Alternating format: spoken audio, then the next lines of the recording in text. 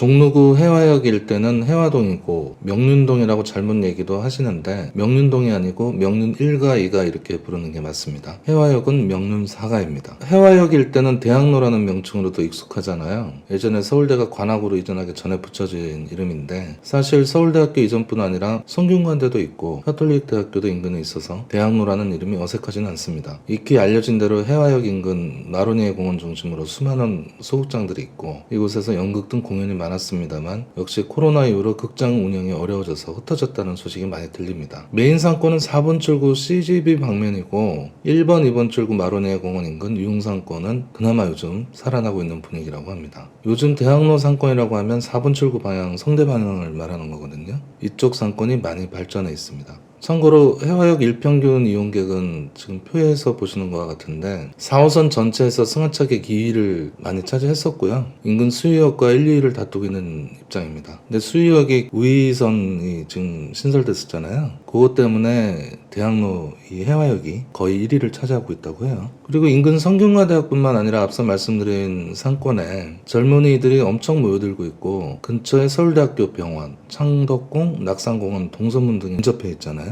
꾸준한 고정 수요가 있는 곳입니다. 인근 홍대 쪽에서 방 강제로 나올 수밖에 없었던 예술가들도 많이 이쪽으로 해화역 쪽으로 자리를 잡아서 새로운 예술촌으로 떠오르고 있는 상황입니다. 그래서 이런 이유들을 종합해 보면 앞으로 이곳 수요가 줄어들 것 같지 않고요. 오히려 더 늘어날 것 같아요. 그래서 오늘 빌딩에서 빌스TV에서는 명륜 2가 해화역 인근 대로변 상업지역에 있는 전층 근생 건물 소개해드리겠습니다.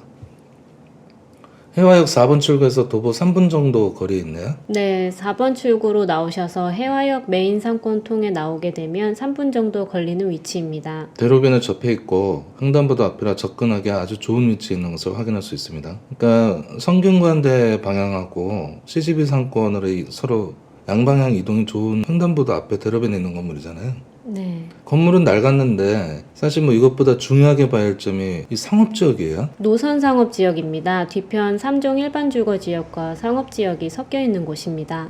보통 노선 상업지역이면 말씀하신 대로 섞여 있으니까 이곳을 예를 들면 3종 일반 주거지역하고 가중평균돼서 평균값이 용적률에 영향을 받는데 보통 그렇잖아요. 근데 이곳은 어떻습니까? 그렇다 하더라도 이곳은 향후 단독 개발이 가능한 곳으로 600% 용적률, 높이 제한은 30m를 적용받습니다. 그러니까 일반적으로 12층 내외로 올라갈 수 있다는 얘기입니다. 물론 이 건물 대지가 작아서 12층까지 짓는 것이 과연 효율적인가라는 것은 따로 평가를 해봐야죠. 설계상 검토도 해봐야 되고 사실 현실적으로는 어렵긴 하고요. 이 바로 옆이 골목인 건물이잖아요. 그러니까 이쪽으로 확장은 안 될 테고 당연히 옆에 붙어있는 건물과 같이 올리는 것은 그건 합리적인 거죠. 여하튼 중요한 것은 단독 개발을 원하는 경우에는 가능하다는 점이고 이 단독 개발이 중요한 게 조그맣게라도 올리고 싶어도 옆 건물과 공동 개발해야 되는 규제가 있으면 못 올리니까 이 단독 개발이 상당히 중요한 점이에요. 가능하다는 게. 그리고 앞서 말씀드린 것처럼 노선 상업지역이라는 것이죠.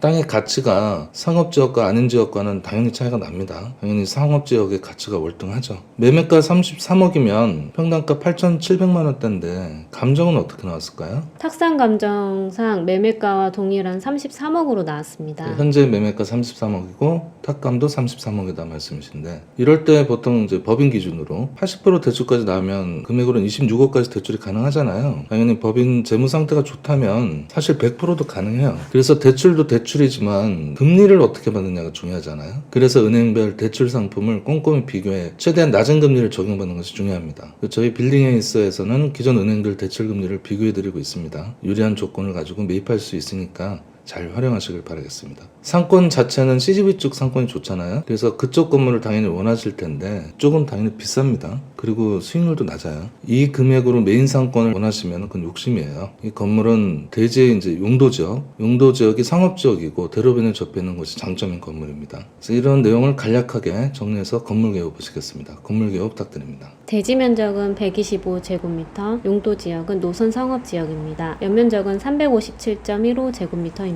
층수는 지하 1층에서 지상 3층이고 승강기는 없습니다. 오늘 소개 건물은 해화역 메인 상권에 근접해 있고 횡단보도와 대로변을 접하고 있으며 배외 주거 밀집 지역과 예술촌 그리고 성균관 대학을 두고 있는 입지를 자랑하고 있습니다. 유동인구는 말할 필요 없는 곳입니다. 이상 오늘 건물 소개를 마치도록 하겠습니다.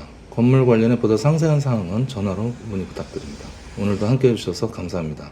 구독과 좋아요는 저에게 항상 힘이 되고 있습니다. 고맙습니다.